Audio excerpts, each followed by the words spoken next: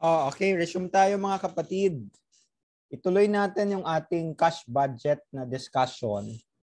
Bago natin ipakita sa inyo, bago ko ipakita sa inyo yung cash budget talaga, dahil hindi pa po tayo tapos sa pangalawang part, no, yung other side ng ating cash budget, which is your cash disbursement, yung labas ng pera.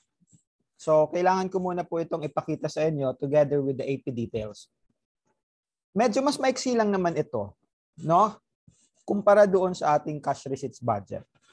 Kaya kung makikita po ninyo ito, no, mas kukonti lang ang laman. Alright? Sige.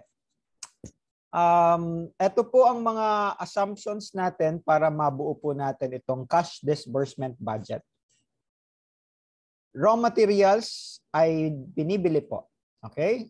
Kung maalala po ninyo yung ating purchases budget or purchase material budget. Kaya po nilagay ko ito dito eh. Okay? Para meron po tayong reference.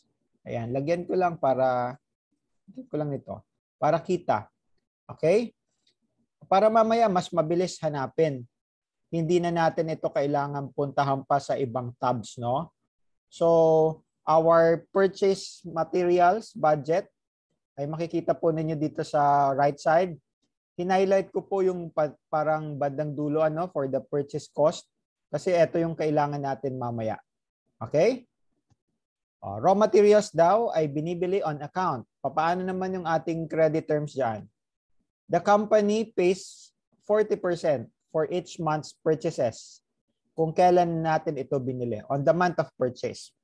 At ginagrant din naman tayo ng mga suppliers ng 2% discount for prompt payment if we pay it within their discount period. Diba? Halimbawa, 2%, 2/10, and over 30. If they pay within 10 days, no? Wala lang ditong specific na credit terms pero they will be allowed 2%, no, on the month of on the month of purchase. And that corresponds to 40% of the total purchase. Okay? Yung remaining 60% ay binabayaran on the following month. Kung halimbawa, ang January purchases ko, etong 74,875.35, the 60% of this will be paid next month. Okay, syempre, wala na po itong discount na maibibigay. Etong December natin na accounts payable balance, okay, nilagay ko na rin dito para hindi na tayo pumunta doon sa projected balance sheet. Anong sabi?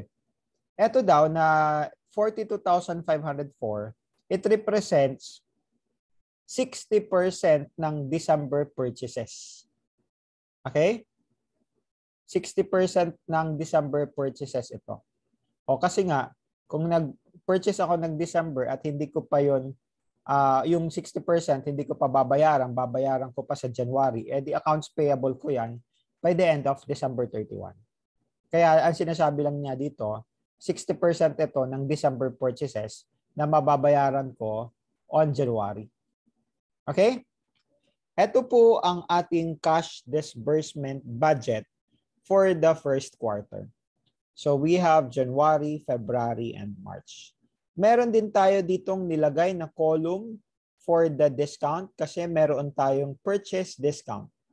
This time, hindi po tayo yung mag-grant ng discount. Kung hindi, tayo po ang mag-a-avail.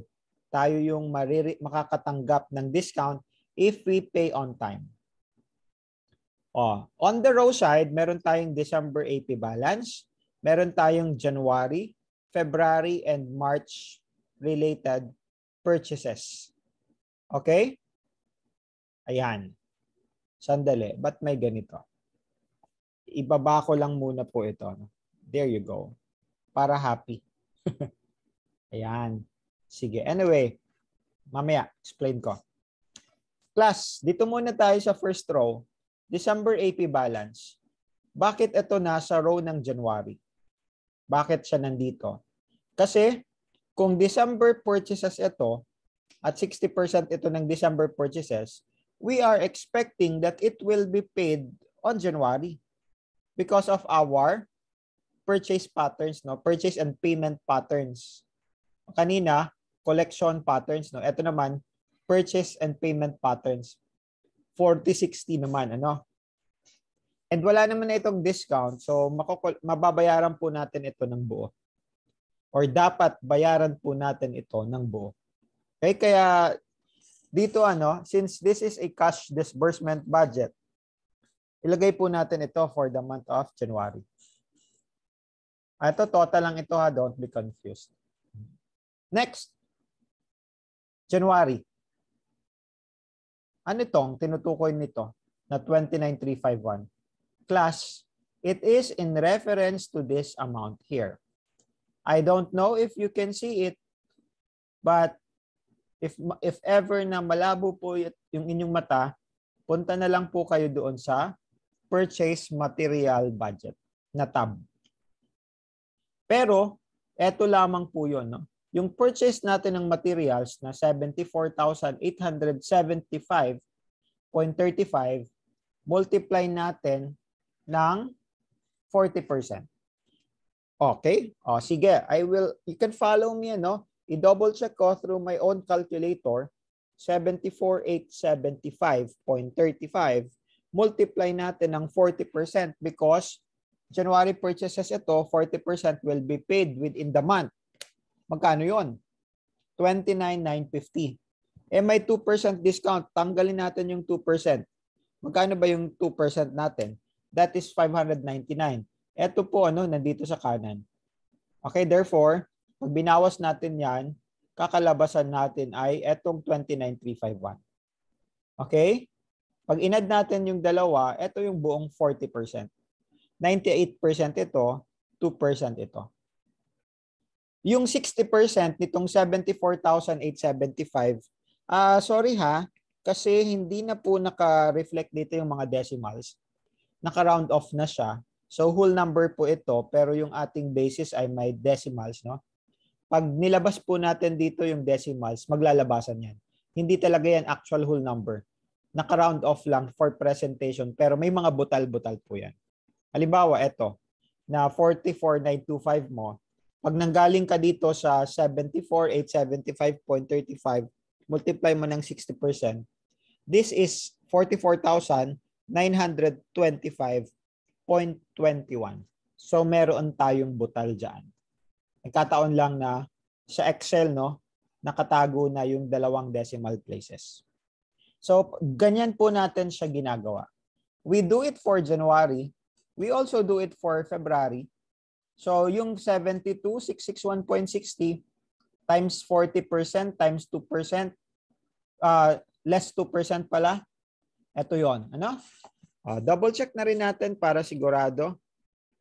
72,661.60 times 40%. Ang 40% natin combined ito. 29,000. Actually, siya? 29,064.64.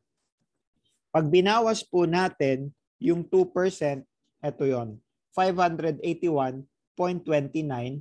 Pag binawas natin yung doon sa buong 40%, ito siya.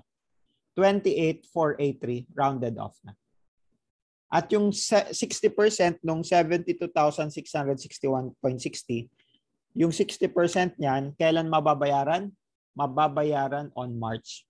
At yun po yung 43,597 dito, pero in my calculator, 43,596.96.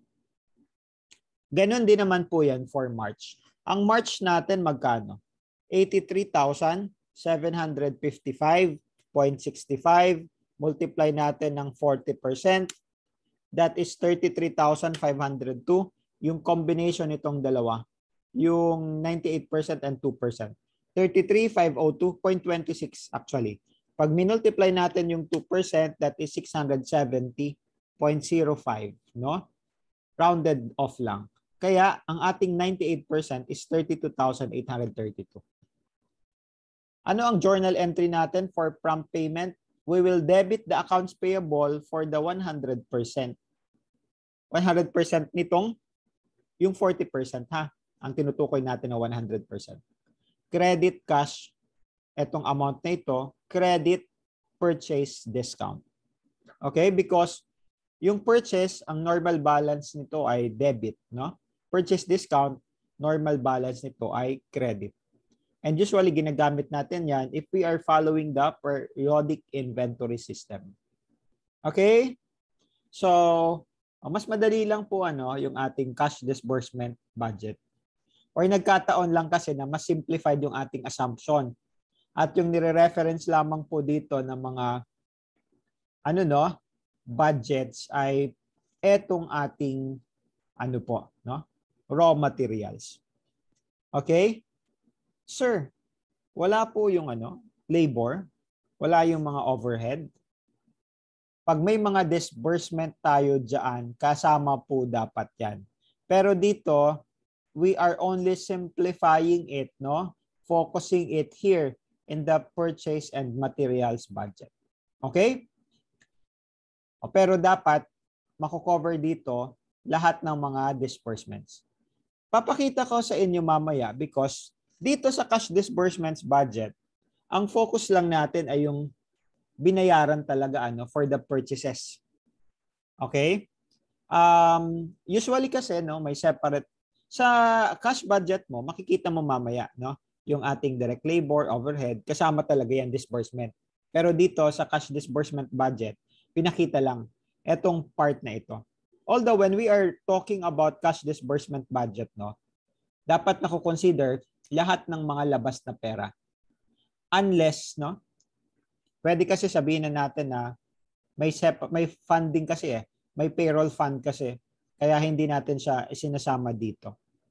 Okay? Meron tayong funding for the payroll, funding for the disbursements, overhead payments, na on cash.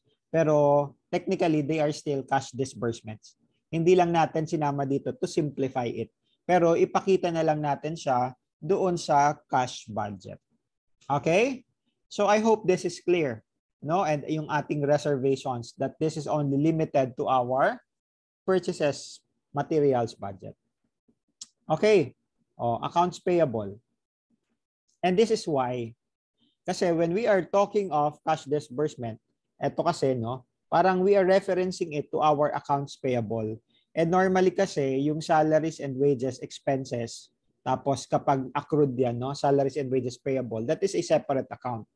Therefore, etong disbursement natin ay limited lamang doon sa mga papasok sa accounts payable. Okay? So, tignan po ninyo ito, mga kapatid.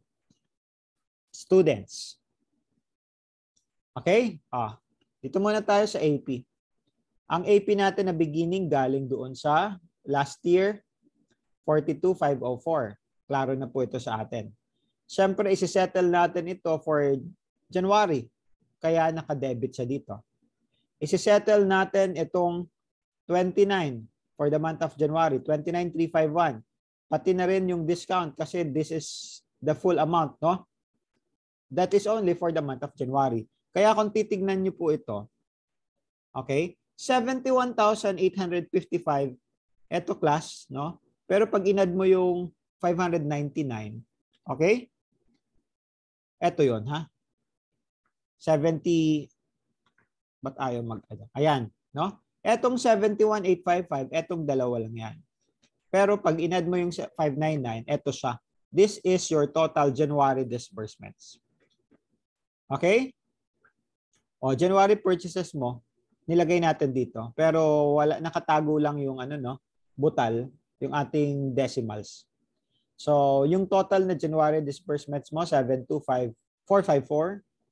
Ibawas natin dito sa 117,379. Ang ating January ending balance ay magkano?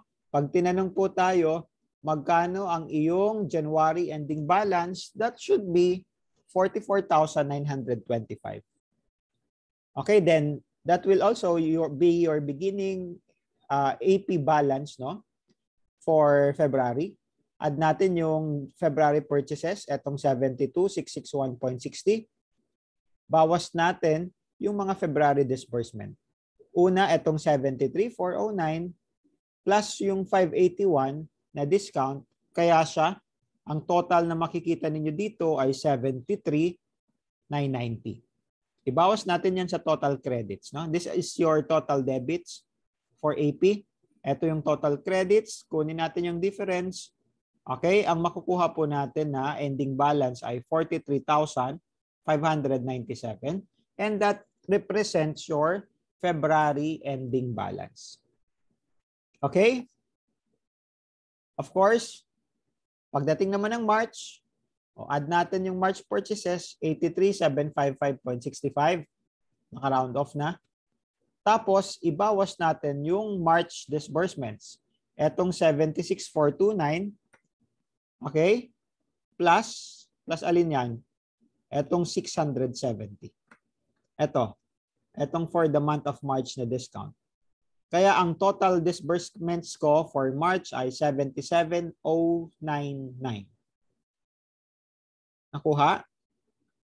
Debit sa ating accounts payable. Sorry, nagagamit ko yung term na yung March disbursements ko pero technically this is not March disbursement. These are not disbursements, no? But reduction to AP. Lagay na lang natin dito. I-correct ko lang ha. Baka masita ako ng ibang mga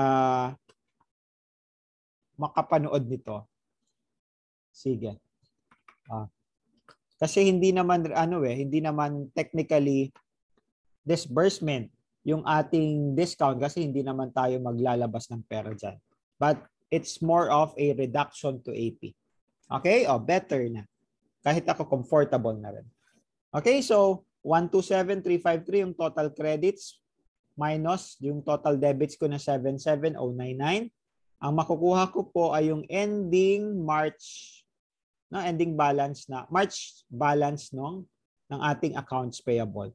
50,253. Okay? Naka-separate lang din dito yung purchase discounts. This is a temporary account. Assuming a periodic inventory system, Kagaya nung sales discount na pinakita ko nung una, pang January, February, March lang ito kasi hindi natin kailangan ng previous period kasi hindi naman po ito real account. Okay? So, ito lang din yun, yung 1,850. Alright? So, mas mabilis itong ating cash disbursements together with your AP because konti lang po ang ating laman ng cash disbursements unlike yung ating cash receipts and then your AR details na sobrang daming i-consider. Now, puntahan na po natin ito na ating cash budget. And yung cash budget na ginawa ko dito ay naka-template doon sa model, yung cash model natin, cash budget model. Ano lang ha, caution lang when you are studying this one kasi pag tinignan po ninyo yung nasa libro kung saan ko ito kinuha, yung pinaka-reference po natin na book, maaring iba, actually iba. Teka ha, open ko lang. Puntahan ko lang muna yung ating cash budget na nasa book. Ang pagkakapresent kasi nila doon, nasaan na ba yun? Okay? I'm just opening it class pero hindi nyo na po ito makikita on your view. Sige, ipakita ko lang din siguro. Ayan. Okay. Allow me to stop sharing and move to another file. This one. Okay, I hope you can see it now. Kung makikita po kasi ninyo dito, ang presentation ng cash budget ay ayan, nilatag, disbursements, and then we have your financing. Hindi ko lang nilagyan ng label, pero technically, ganun pa rin naman yung ating presentation. Same naman yung amounts na natin, makukuha. Hindi ko lang sinunod exact kung papaano yung pagkakapresent doon. Pero lahat naman po na yon ay nakabase dito sa cash budget model, Naka-modify lang. Okay? So, saan tayo mag-uumpisa? Meron tayong cash beginning, di ba? Ito. Masyadong maliit lang. Pero para mapansin siya, sir, pansinin nyo naman ako. Ito siya. Yung 10,000 natin na ending balance noong December 31, beginning balance mo yan ng January, di ba? Okay? So, 10,000 yung aking beginning balance coming from last year. O, cash receipts, add natin. Ito, na cash receipts ko, January, February, March. Saan ko ito kukunin? O, tandaan niyo yung amounts. 141,240, 143, 140, 136, 155, 064. Punta tayo dito. Ito ba yon? 141,240, 140, 136, 155, 064. Sila yon, di ba? So, ito po ay kinuha natin from the cash budget. Okay? Cash receipts, collections. Pag in-add po natin yung beginning balance, edi that is your cash available for disbursements. Okay? Exclusive of financing pa naman. And then, eto na yung ating cash disbursements.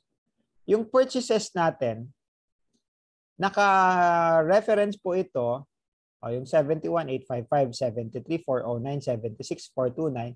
Dito po yan naka-reference sa ating cash disbursement budget. 71,855, 73,409, 76,429. Okay? Hindi po doon sa purchase budget. Kasi sa purchase budget, no, yung ating purchase payment pattern, di ba, 40-60. So, hindi pwede na yun yung gamitin natin kasi kailangan dito yung actual cash flow, labas ng pera. Ito yung babayaran natin, no, for purchases for January, February, and March. Kaya dito natin yan kukunin sa cash disbursement. Okay? For direct labor, tignan po ninyo ito, 10,465, 9,888, 11,533. Puntahan lang natin yung direct labor ha, kasi dito para hindi na siksikan sa tab na ito. Puntahan natin yung labor budget. 10,465, 9,888, 11,533. Ito yon. 10,465, 988 rounded off 8, 11,533 rounded off. Ang ibig lang nito sabihin, eto class na labor budget, no, eto ay binabayaran cash basis. Wala po ito na naka-accrue. Paid po ito lahat on that month. Okay, nagkataon lang na hindi siya kasama dito sa cash disbursement. Okay, kasi nakafocus lang tayo sa purchases. Okay? The same with your overhead. Wala din siya doon sa ating cash disbursement, but this is also disbursement, no? Tandaan niyo yung amounts, double check natin ito sa overhead. 14,304, 39,58, 14,945. Sila ba yon na nasa overhead? 14,304, 39,58, 14,945. Pero ito po excluding yung depreciation. Hindi tayo dito titingin kung hindi dito sa net of depreciation kasi kailangan natin yung actual cash flow. Paliwanag. Medyo nakakalito ito sa umpisa pero masusundan nyo naman siya kasi kumbaga may trail naman tayo. Andiyan naman lahat ng mga tabs. The same with your sales and administrative. Tatanggalin lang din natin yung depreciation dito. Tignan niyo ito. 18,600. 18,100, 19,350. Ito din yun. 18,600, 18,100, 19,350. So you see here the relationship of your operating budget doon sa ating cash budget or nagpo-fall na ito sa financial budget natin. Okay? So mahalaga na tama. Mahalaga na tama yung ating mga computation sa mga nauna nating budget, specifically doon sa ating operating budget. Otherwise, pag nagkamali ka ng isa, damay-damay ito. Okay? Ayan. Pag nakuha na po natin yung total ng mga cash needed natin for disbursement, yung mga disbursements natin, ibawas natin doon sa cash na na-compute natin kanina, this will be your cash excess or deficiency. Pag positive ito, di cash excess yan. Pag negative ito, di deficiency ito. Now, notice no, na sa cash budget, naka-minus yung minimum desired cash balance. Ito kasi, ang gusto lang nating mangyari dito, and this is an assumed info in our illustration here, we are trying to put a minimum desired cash balance of 10,000 para hindi tayo maalanganin sa oras na kailangan natin ng cash. Okay, so ito ay parang control, not control mechanism. This is assumed. Now, you can read further naman, no, sa ating reference book. Medyo pinapaiksi ko lang kasi, no, yung pagbabasa ninyo. Kasi pag binasa po ninyo, syempre, nandoon yung narrative. Siguro mas maganda, aralin nyo muna ito bago kayo pumunta doon para pag binasa nyo na siya, makikita ninyo yung ibang assumptions doon na naka-narrative at yung explanation in narrative form. No, mas masusundan nyo na siya. Okay? Pero it's up to you pa rin naman. I'm just giving you a flexibility in your study. Cash excess or deficiency, pag naka-negative ito, pag may minimum desired cash balance tayo, no? Magkano yung cash? Babawas kasi natin ito dito. Now, this is your cash needed or available for investment or loan repayment for our financing. Okay? Borrowing repayments, plus or minus issue, reacquire capital stocks. Mga naka-zero naman ito, ano, pero pwede na natin itong tanggalin actually if we want. Para ito lang, no, yung mga may laman, yung may kasama. Class, ito mga nakapula dito, no, mga assumptions ito. Halimbawa, kung meron akong excess money na 26, actually yung cash ko ay 36, pero kailangan ko ng desired cash balance na 10. May 26 ako na excess actually, no? Anong gagawin ko dito? Wise, cash management. Sa cash management kasi, no, pag may mga excess money tayo, i-invest natin ito. Kung 10,000 lang kailangan ko, 36 yung pera ko ngayon, pwede kong i-invest muna itong 26,000 para kumita ng pera. Palaguin ko ito, no, gamitin ko yung pera para kumita ako ng interest. So dito, i-invest ko muna yung 26,000. Okay? Kaya nakalagay dito, sell or acquire kasi naka-negative ito, so acquire investment. So this is an assumed data sa problem natin dito, no, sa illustration na ito. Okay? So total impact of plant financing 26,000, bawas mo siya dito actually sa cash excess or deficiency, no, na 36. So ang ending cash balance mo is 10,016. O kaya naman etong 26,016 minus mo itong 26,000, magkano yun? 16. I-add mo itong minimum desired cash balance. That is your 10,016 pesos. Or dollar pala ito, no? Kasi dollar pala yung currency na ginagamit natin dito. Okay, so that's for January. Now, carry over natin itong January ending. Yan yung magiging February beginning. At tapos, nakopy naman na natin, di ba? We already went to the different tabs para silipin. Inisa-isa na rin na natin ito. So, a-add lang naman natin siya. In February, we have 34,794 na cash excess. Pag binawas natin ito na 10,000 na minimum, parang 24 lang talaga. 24,798 yung budget ko. Now, ang kaso, balikan natin itong capital budget. Naalala ninyo ito? Diba? Although this is a capital budgeting discussion pang long term, pero tatamaan kasi nito yung operating budget. Yun yung sinasabi natin, no? Kung meron tayong acquisition ng January pero ang bayaran ng 28,000 ay February, dapat doon sa ating financing sa part na yon, bumili tayo ng plant asset. Nag-minus ako dito ng 28. Pero eto, pansinin ninyo, kung kailangan ko ng 28 at yung cash na available ko lang ay 24, kulang-kulang 25. Although, kailangan kong i-maintain itong 10,000 palagi eh. So, even though I have a 34,000 balance, pero hindi ko pwedeng galawin yung 10,000. So, 24 lang talaga yung parang free cash ko. Kung kailangan ko ng 28, kailangan kong 4,000. Okay? Kasi 24,798. So, at least kailangan ko ng 4,000. What I can do is, out of this 26,000, pwede ko itong ibenta. Ibenta ko muna yung 4,000 para may pera ako na sapat para dito sa pagbili ko ng plant asset. Nakukuha ninyo? This is also an assumption, Kailangan ko ng additional 4K para makabuo ako ng 28 para mabayaran ko yung kailangan kong bilhin based on the capital budget na 28,000. Now, ano naman itong 130 dito? At anong row ito? For interest or dividends. Actually, ito ay interest lang, no? Pinaghiwalay pala kasi natin dito. Okay, this is for interest only. Etong isa naman ay for dividends only. Ayan. Okay?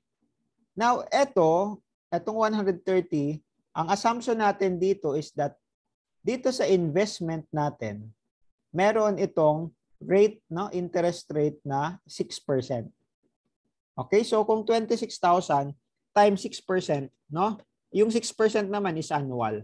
Magkano 'yon? May kikitain ako na 1,560. Pero dahil 1 month lang naman ito, i-divide ko ng 12, meron akong 130. Ito yung formula ha. 26,000 times 6% divided by 12 kasi isang buwan lang na interest. Meron tayong matatanggap na interest kasi nag-invest tayo. Dagdag pogi. Dagdag siya dito, ano? Okay? So therefore, pag sinam natin ito class, ang net impact no sa financing ay 23. Na bawasan tayo ng 23. Kasi may 28 tayo na nilabas, may 4 tayo na natanggap, no? At 130 sa dividend. So 23,870 yung net impact. At least na-maintain pa rin natin yung 10,000. Okay? 10,000 ano? Bakit? Siyempre, from 34,798 minus etong 23,870.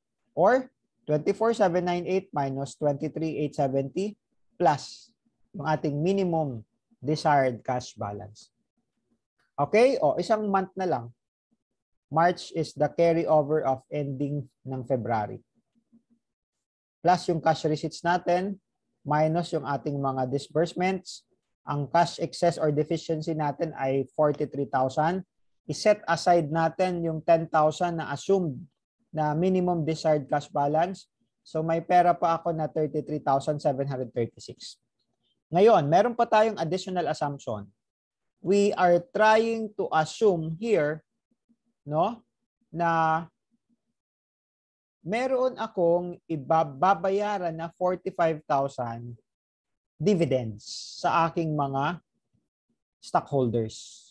Kung maglalabas ako dito ng 45,000 at ang pera ko lang ay 33, kailangan ko ng 12,000, di ba? 12,000. Saan ko yan kukunin? O pwede ko ulit magbenta. Pwede ako magbenta mula dito sa 26,000. Na ngayon ay 22 na lang kasi nabawasan na yan ng 40K. So parang technically, ang net impact nito is 10,000 na lang. Ano? Kasi nagbenta ako ng 4K tapos magbebenta na naman ako ng 12K. So 10,000 na lang ang matitira. Para makapag-bayad ako ng 45,000 dividend. Kasi 33,736, pag inad ko itong 12,000, edi meron na akong 45,000. Enough to pay my 45,000 dividend. Eh kung may nakadeclare pala tayo dyan as early as last year, ano? Tapos it will be paid by March. So kailangan kong ponduhan yung 45,000. So I need more money. Kung wala ako nitong investment na ito, dito ako dito, pwede ko dito kunin, ano? Mangungutang ako sa bangko plus ng borrowings. Or mag-i-issue ako ng capital stock plus dito. Pero in this case, dahil meron akong selling ng investments, no, 12,000. So dito ko na kukunin. Okay? So 33,736 minus 32,890 plus yung 10,000 na desired balance, we will have an ending balance of 10,846 by the end of the first quarter. Ending March 31, no? Kung anong taon man po ito. Okay, so ayan, ano, maganda ba? Encouraging ba? I hope natuwa naman kayo sa ganitong mga klaseng topics. Medyo procedural lang siya, ang daming kailangang i-consider, pero once na natapos mo, fulfilling at masasabi mo na, uy, pwede na ako maging accountant. Okay? So ayan class, no? I hope nakatulong po itong ating recorded lectures para mas maging kapaki-pakinabang po ako sa inyo at mas makatulong ito sa inyong pag-aaral in a flexible manner without the pressure of being online for 3 hours or so for the meetings that we have. Thank you so much. Hanggang dito muna po ang video lecture na ito. I hope to see you sa mga susunod na mga video lectures. Bye-bye!